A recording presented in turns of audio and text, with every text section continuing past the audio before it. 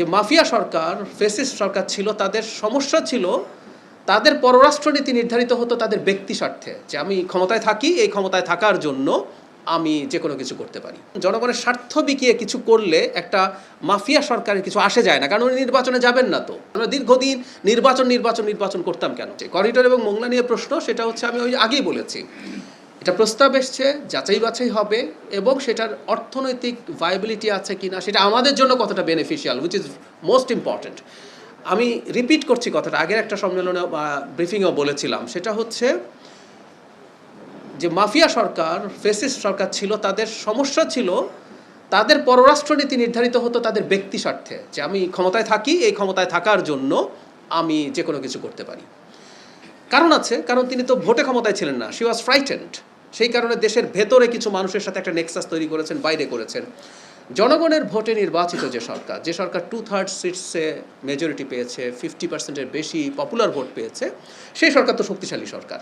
তার ক্ষমতায় থাকার জন্য বাইরের বা দেশের ভেতরে কোনো শক্তির সাথে অন্যায় আপোষ করতে হবে না। আমরা কিন্তু আলোচনা করব, আমরা আমাদের সমঝোতা করব, পরস্পরের উইন উইন সিচুয়েশনে কাজ করব। সো করিডোর যদি ফাইনালি দেখা যায়, কারণ এর মধ্যে আনসার্টেনিটি আছে, আমরা আলাপ করেছি যে মিয়ানমারে একটা গৃহযুদ্ধ চলছে, ওখানকার পরিস্থিতি এখনও শান্ত না।